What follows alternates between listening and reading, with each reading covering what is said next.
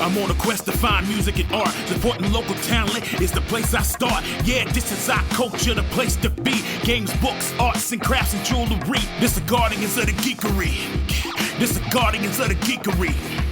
This the Guardians of the Geekery. This the Guardians of the Geekery. And now for today's episode of Guardians of the Geekery with your hosts, Matt, Carol, and Joey.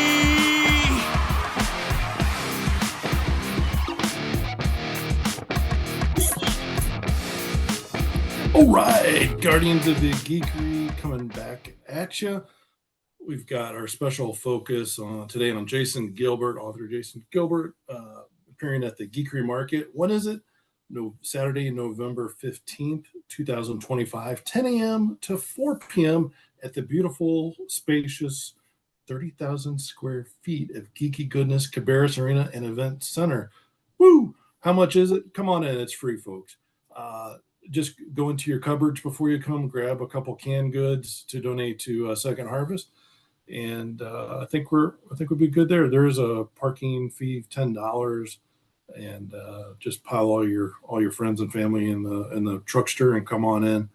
We've got over 3,000 parking spaces as well, so yeah. It's like there is crazy good parking. It's not a parking deck, so you're not trapped up on the 19th floor of a parking deck in the hot sun. So you're good there. But want to welcome Jason Gilbert. First time on. We were talking before we hit the old record button, and Jason's been on the podcast before, but this is the first time on our special Geekery Market version of the podcast. And Jason, I've never actually sat down with you. A lot of times I don't get to go to all the cons just because I've got to take care of the homestead. So Giddy Geeker gets to go and probably interact with you more. So a lot of times I just see you kind of when I'm dropping her off or something like that. But I never actually sat down with you over a beer or coffee or whatever. Well, you've been missing a wild time, because I'm telling you, any con I go to, if the Giddy Geeker shows up, the party, that's it. Like, we've got to stay out of the bar. Oh my God. I mean, like, just, like Giddy, honey, chill. He did not mean, he was not disrespecting you. You don't have to throw a chair at him. Well, now I sounds like chair. I just roll over their toes, so it's fine. But yeah, and technically, Jason, you have been at the market a number of years, but this is your first year at the Cabarrus Arena and Event Center. Yes. So we marked you as new on the artisan list because it's been a couple of years. It has been. But Jason has always been in the background. So when Jason first started being part of the market, it actually was because no matter how well you plan any event, there's always going to be things that go wrong right before, during, etc. You just have to plan for there to be some failure. And Jason has always been one of those people. He's assembled so many pieces of exhibit display space for me. And Jason is a smart author because he always brings a bucket of his books with him. And so when we invariably have somebody that calls at the last minute and says, the pipe's broke in my house and I'm not going to make it, or, that my child was sick or whatever, I'll be like, Jason, do you have your books with you? And he's like, I do. And I'm like, here's that tablecloth, banner, all now. Always have a plan B, baby. Jason is affectionately known as Plan B, not the one that you take as the morning after pill, but no, that's a whole different convention. So much for that family-friendly rule I told you right before I hit record. Don't worry, I'll keep the F-bombs under control. Yeah. So Jason, author extraordinaire, tell us about your style of writing, some of the books that you currently have that you'll be bringing to the market, and some of the projects that you're currently working on. So I guess in case you haven't noticed from the AKA Fail Flicks, I'm also a huge movie buff. So a lot of my writing style, I like to be cinematic. I've had a lot of people tell me when they're reading my books, it feels like they're sitting in the movie theater. They can almost hear everything. And Carol can tell you, 'cause she's with me on the same show, the Terrible Movies with Wonderful People, we review movies. I'm of the three of us, I think I'm the biggest sound nerd. Yes. I'm that kid when I was watching a scary movie, I wouldn't just close my eyes, I would clap my hands over my ears. So if you want to scare the hell out of me, certain noises will do it.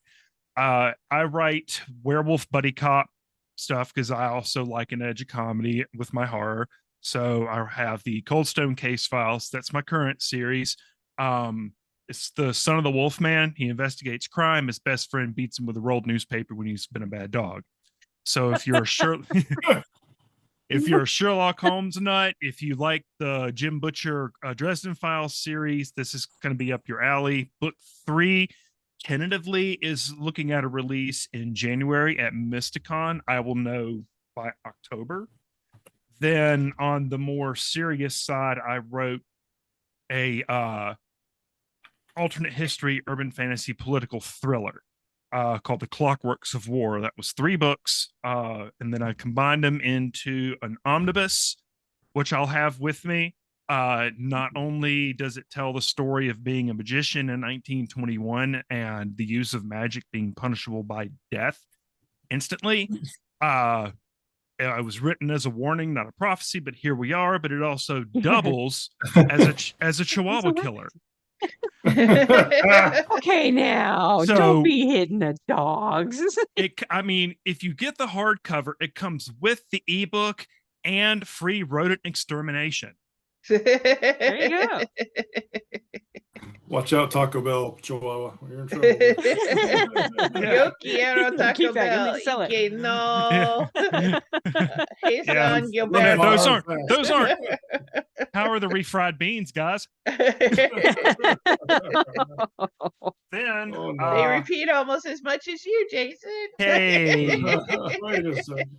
So also, I'm not the only author in this one, and I'm pretty sure a few of the authors will be there.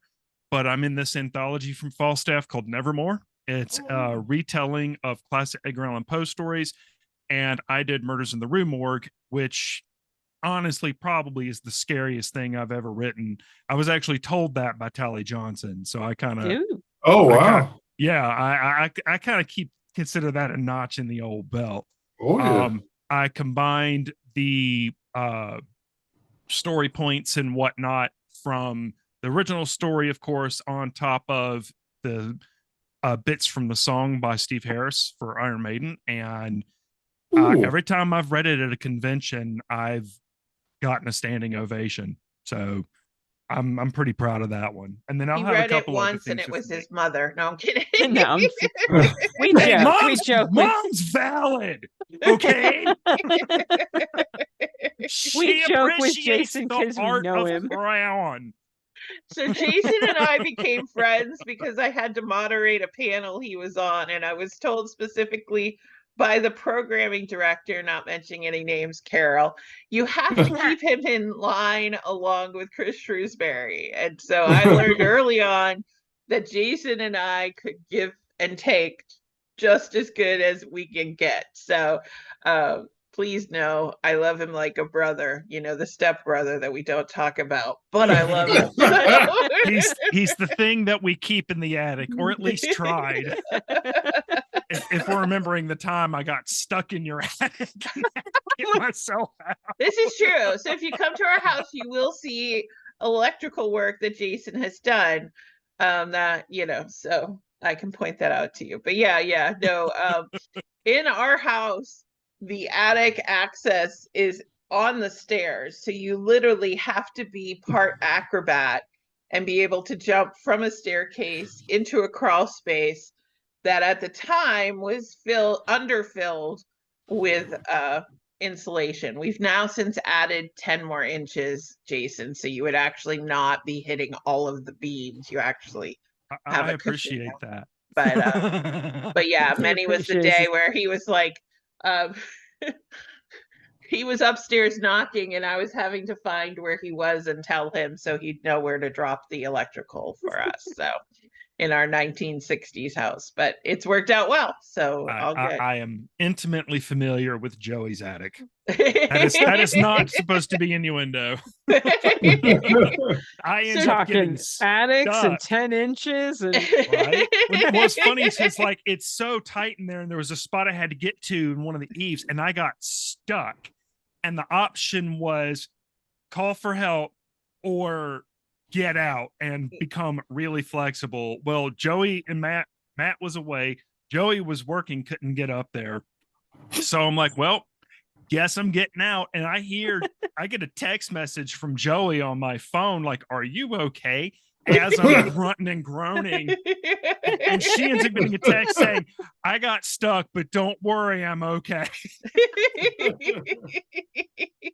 It's true. It's true. Oh, yeah. So so Jason and I've known each other for a little while. We've all known each other except for Matt. So, Matt knows Matt's Jason. the latecomer. Yeah.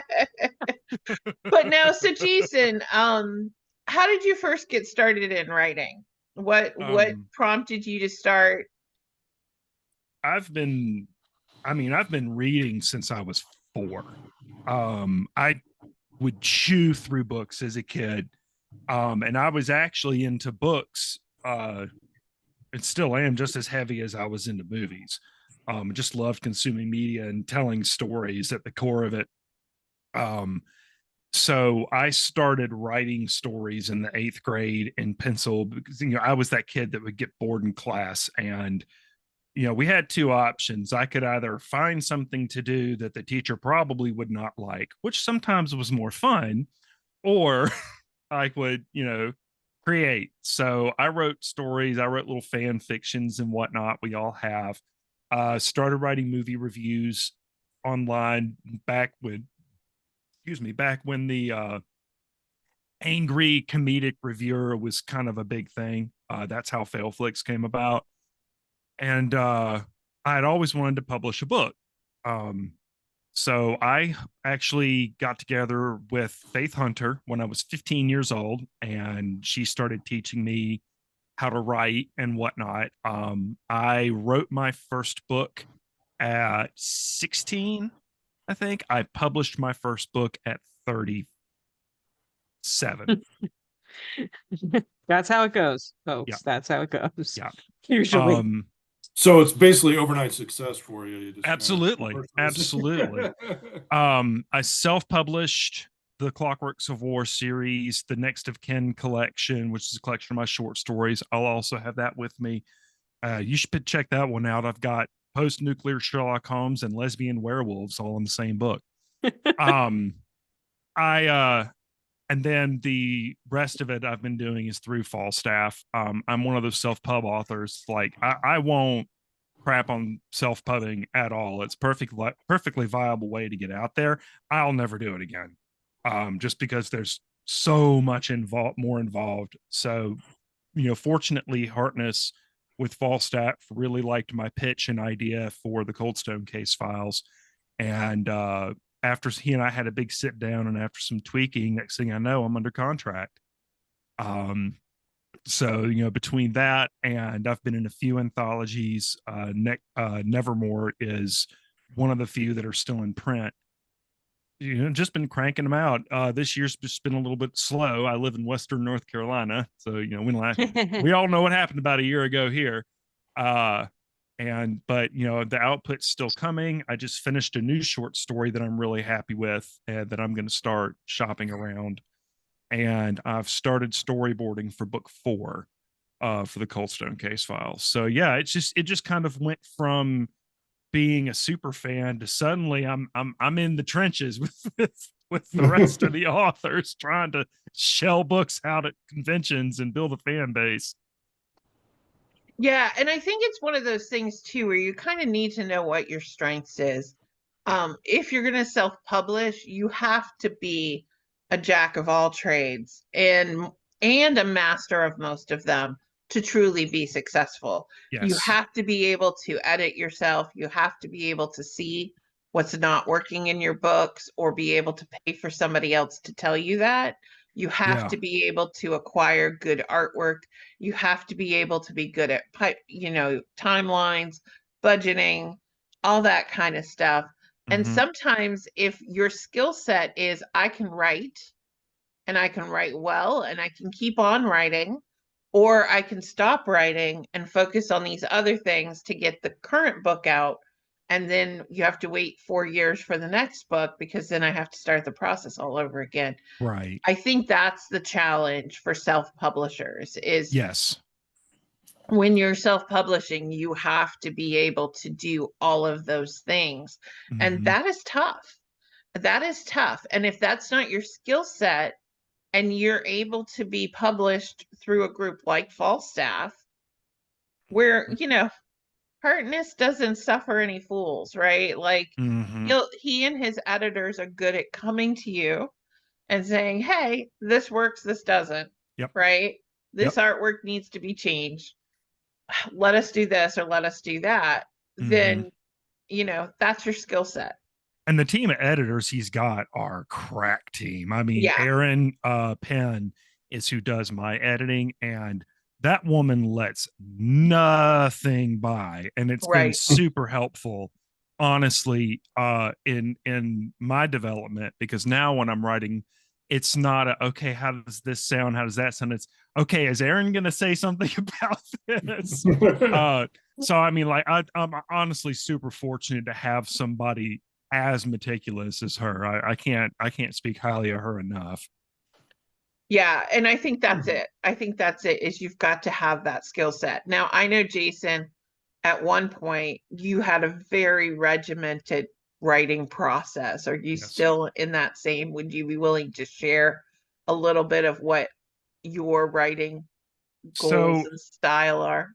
typically what it was, honestly, before the accident, I would get up at 4 a.m. I used to start work at 7. I would, make breakfast, listen to the news, kind of do like have my coffee and my woosah. And then I would sit down and I'd write for about an hour and a half, try to get 1,000 words in. Get up, go to work, and it would be part of my work day. With the me being at home right now, I broke my back at work. So I have had surgery. I'm doing well on the recovery. I'm waiting for a second injection and the doctor to tell me I can get back to it. That's changed. I still try to get in a grand a day, but it's more, I need to be like, I do better outside, listening to music, so that way I'm not getting distracted. And 99% of the time when I'm writing, I'm listening to Valentine Wolf. I do, excuse me. And then sometimes I'll write, every now and then I'll just write something, just spit something on the page, just to see how it goes. And kind of, it's kind of like exercising a muscle. If you lay out of the gym too long, you're going to kind of deteriorate. So even just writing something like, we have this guy here in town. I asked him his name one time and he said his name was Barry Allen. And I'm like, you're the Flash? Dude. So it's like, so I wrote a little short blurb about, oh, well, the Flash is living in Buncombe County now. Okay. And I mean, like, that's not something that's ever going to see the light of day, but it's, again, it's something that, it's like singing, it's like playing an instrument. You do need to practice every now and then. And that's not just writing, even orally telling stories. Think about your flow, think about what you're saying. You're hopefully not going to write the way you speak. I write much more eloquently than I speak. But yeah, just exercise. I try to get in little things every now and then. And then, if I get in the mood to write a short story, I'll go ahead, bang it out, tuck it away. I storyboard. So when I write books and outline, it's very much like planning for a film. So I'll have index cards and I'll have the scenes written, the conflict versus the emotional ups and downs of the scene, and so on and so forth. And then I use 3 monitors at my desktop so I can have research up on one and my files up on the other, and then what I'm working on in the middle.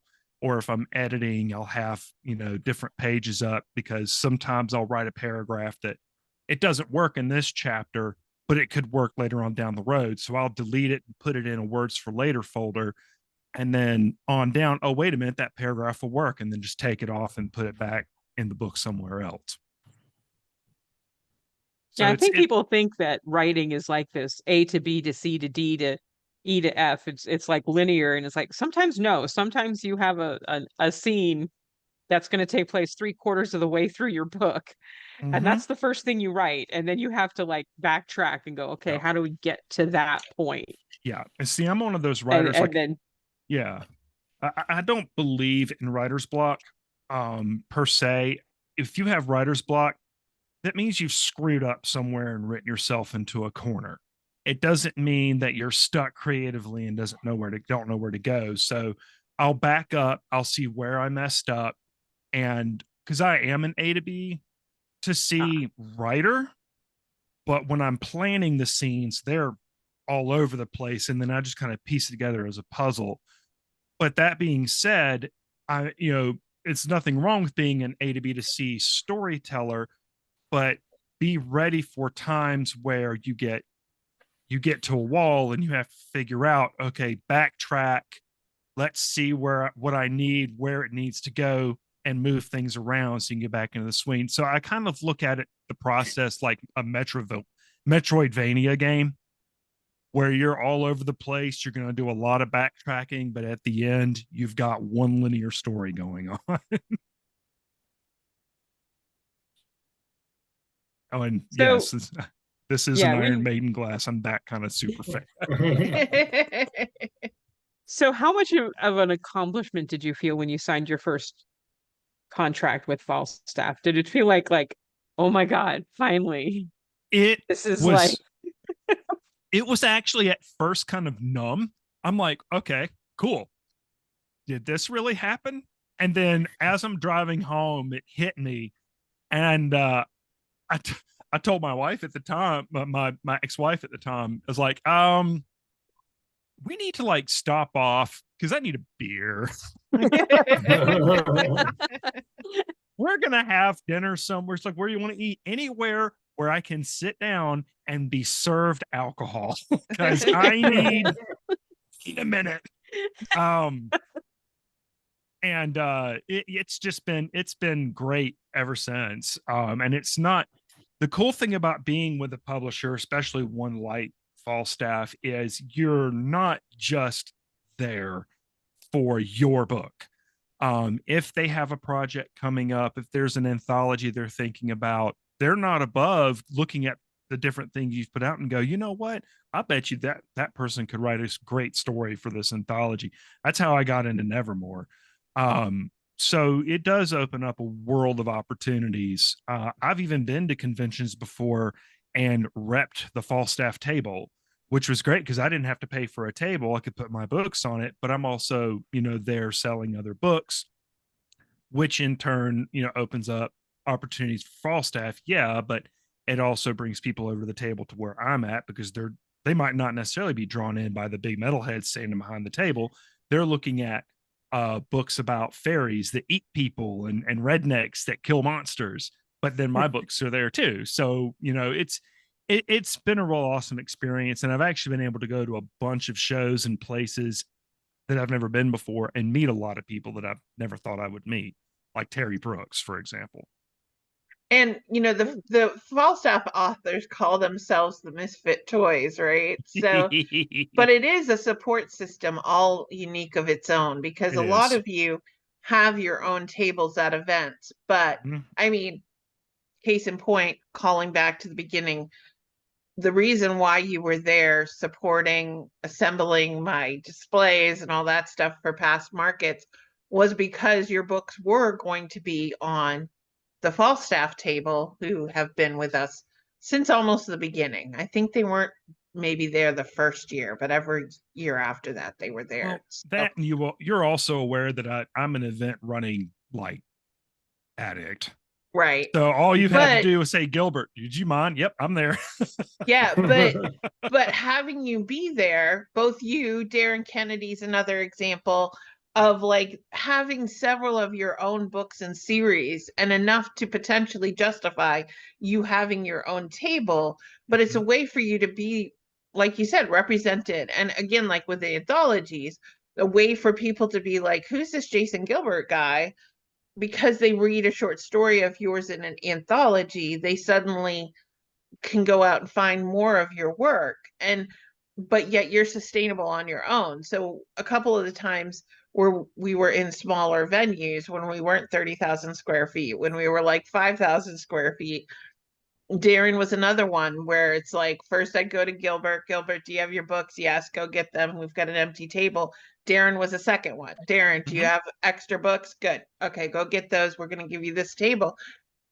Because Falstaff kind of, you all support each other. And I had the opportunity to be part of the writing group that you were in with your ex-wife and other people, where it's like we all would get together and have little writing sessions where we would chit chat for a little while, have dinner, and then we'd all pull out our notebooks or our laptops or whatever it was and just start working away.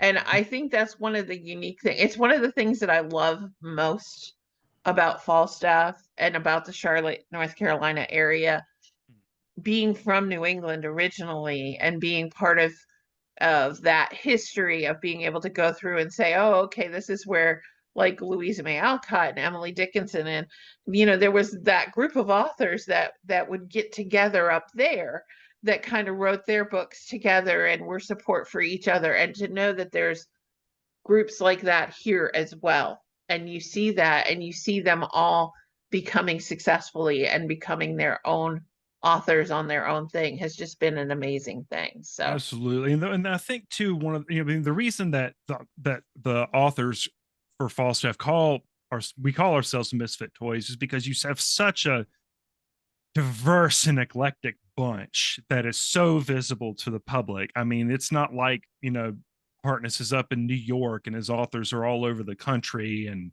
they may come to conventions or not. I mean, you'll come to my table, and if it's 5-6 o'clock in the afternoon, I'll be having a beer. I'm got my Maiden shirt on. I'm probably telling jokes, talking about heavy metal or movies or something. And then you'll go over to Darren Kennedy's table. He's got a completely different vibe going on. If you go over to Gail Martin, so on and so forth. So I think that, one of the things that really stands out for Falstaff is that mixture of people, but also seeing that mixture of people be supportive of each other. Oh, I don't write YA and your kid is 12 years old. I have nothing here for you. Darren Kennedy, on the other hand, writes YA. You might like his Russian symphony books or his chess books, where they are chess pieces that are superheroes, and everything in between. So, and I've had people send people over my way because they don't write, they don't have a steampunk book on the table, or they don't write about werewolves and whatnot. And that's where I'll come in. So yeah, it's been a really fun group to work with. There's other publishers that I've also shopped around with that I'd like to get to know, but I'll always be thankful that no matter where I go with my career, I'll always be thankful that I've been part of the Falstaff family and the Southeastern Convention family on the whole. I mean, this whole circuit really is one big, huge family and support group. I would absolutely agree with it. Now, Jason, almost all your books you can purchase through Amazon, correct? So they just need to search for Jason Gilbert. Yep. This is not going to be, not to shout out to Two Woke Bonnets, Carol, but this is not Melissa Gilbert's and Willie Gilbert's long lost brother. This is this is somebody totally different. But Jason H. Gilbert. I've checked that we're not related. I feel so like, come on, Aunt Melissa. Daddy wants a new TV. But yeah, so check him out on Amazon. You could find all of his book series there, and definitely come and check him out at the Geekery Market Saturday, November 15th. And it's been a year since Hurricane Helene, and you guys are still digging out there in Yep. Asheville. It's And still a mess out here. And the food and the money that we'll be collecting for Second Harvest still goes towards the Western group in the Carolina. So a lot of that food, etc., goes out in support to those groups. So I just got goosebumps. I didn't know that was happening. Oh wow, that's So, awesome. Yeah, Thank no, you so last year we much. collected 21,000. That was our highest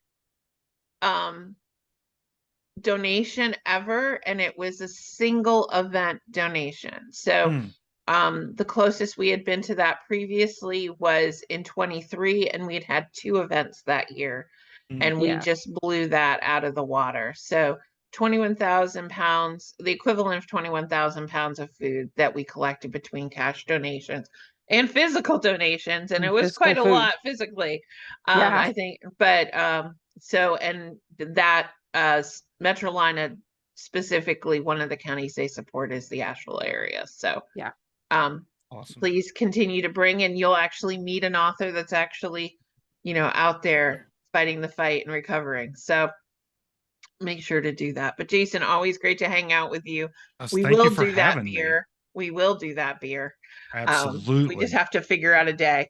And if you want to see more of Jason, check out Oh Hi Mark stream on Sunday nights at 8 p.m. for Terrible Movies with Wonderful People. And I'm just throwing a plug out there because we're the wonderful people on there. So. And we're this I would like to we're doing an Aussie question the characteristics of what qualifies for a wonderful person. Oh yeah, because I can be such an ass. I mean. Well, we're doing Ozzy Osbourne tribute this Sunday. We're doing Trick or Treat 1986. So that will be in the past. That will be in the past, but we did. Yeah. But you can always go back to the Twitch and find it. So and you can we're also always talking about some weird ass movie. So and then Wednesdays, a lot of the times too, I'm doing game night on Mark's channel. So you could definitely most of the time you can check me out there as well. And O's High Mark is spelled OHAI Mark, just like from the terrible movie The Room by Tommy Wiseau, which we did do. Yeah, we did do. Yeah. Funny story. If you buy the DVD, inside the DVD is a postcard giving you the information to go to a website and purchase Tommy Wiseau brand underwear. Yes. I wish I could make this up. Don't do that. Seriously, I purchased the DVD. Buy Jason's book instead. Yes. Better use of your time. And I'm not going to try to sell you my underwear. See? Please don't. Please don't. This is a family-friendly event, but this podcast may not be a family-friendly podcast. I'm telling you at the end because now you've listened to the whole thing and you're saying, no shit, Sherlock. We just figured this out. So, all right.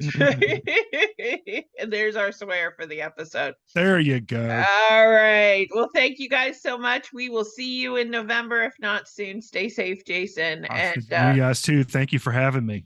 We'll talk to you later. Bye. That was an episode of Guardians of the Geekery. Thank you for listening. Check us out at guardiansofthegeekery.com and stay tuned for more content.